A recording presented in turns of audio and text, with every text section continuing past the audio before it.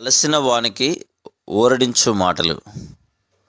సహోదరుడు భక్త్ సింగ్ గారి పరిచర్య నుండి సేకరించిన అనుదిన ధ్యానములు. నవంబర్ 25. మీరును పరిశుద్ధులై ఉండుడి, గనక మీరును పరిపూర్ణులుగా ఉండెదరు. 1 పేతురు 1:16, మత్తయి సువార్త 5:48. ప్రతి మానవుడు శరీరము, ప్రాణము, ఆత్మ అను మూడింటిని కలిగి ఉండును. శరీరము రక్తము, కండరము, ఎముకలను కలిగి ఉన్నది. ప్రాణము తెలివిని, భావోద్రేకమును, చిత్తశక్తిని కలిగి ఉన్నది. ఆత్మలో కూడా 3 భాగములు కలవు.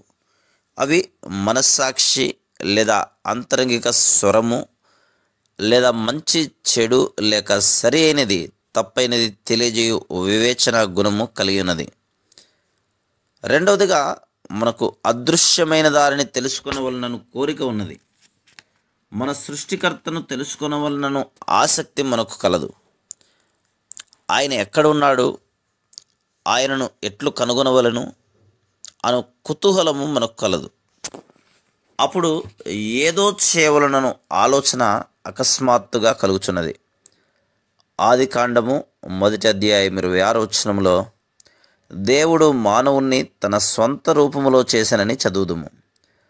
దేవుని మహిమ, సౌందర్యము మొదటి మానవుని ముఖములో చూడగలుగుదుము. కానీ పాపము వలన మానవుడు 3 విధములుగా దిగజారిపోయాను. పాపము వలన ఆత్మ మరణించింది, ప్రాణము అంధకారమైంది, శరీరము అపవిత్రమైపోయింది. మనము యోహాను సువార్త 4:24 దేవుడు ఆత్మయ్యి ఉన్నాడని, ఆయన సజీవుడని చదువుదుము. మనం ఆయనను స్పృశించగలము, మాట్లాడగలము, తెలుసుకొనగలము. కానీ మన భౌతిక నేత్రములతో మనం ఆయనను చూడలేము. మన ఆత్మలో మనం ఆయనతో మాట్లాడగలం, స్పృశించగలము. మనం పాపములో జీవించినంత వరకు, క్షమించబడని స్థితిలో ఉన్నంత వరకు మనలో ఎవరమును ఆయన సాన్నిధ్యమును అనుభవించలేము, లేదా ఆయన స్వరమును వినలేము. ఎందుకనగా ఆయన పరిశుద్ధుడైన దేవుడు. హెబ్రీ 12:14 పరిశుద్ధత లేకుండా ఎవరునూ దేవుని చూడలేరని చెప్తున్నది. మత్తయి సువార్త 5:8 కూడా మనం ఇట్లు చదువుదుము. హృదయ శుద్ధి గల వారు ధన్యులు, వారు దేవుని చూచెదరు. మనము పరిశుద్ధముగానున్న యెడల దేవుణ్ణి చూడగలము. 1 పేతురు 1:16 మన దేవుడు పరిశుద్ధుడని చెప్పుచున్నది. అటువంటి పరిశుద్ధతను ఎవరునూ తమంతట తాము కలిగి ఉండలేరు. దేవుడు మనము నిత్య పరిశుద్ధతను కలిగి ఉండవలనని కోరుచున్నాడు. మత్తయి సువార్త 5:48 మన ప్రభువు, మీ పరలోకపు తండ్రి పరిపూర్ణుడు గనక మీరును పరిపూర్ణులుగా ఉండెదరు అని చెప్తున్నాడు.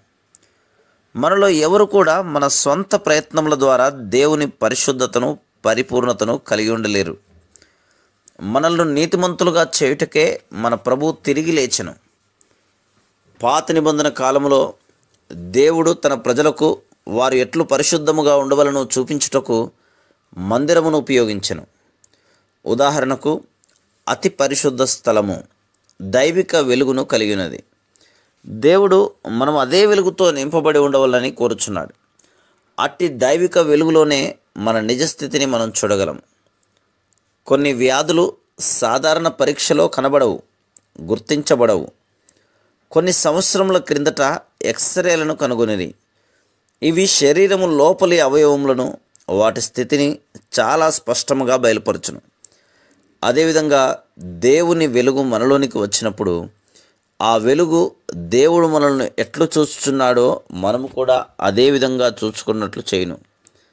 అంతేగాక దేవుని మహిమను, సౌందర్యమును చూచుటకు మనకు సహాయము చేయును. Praise the lord.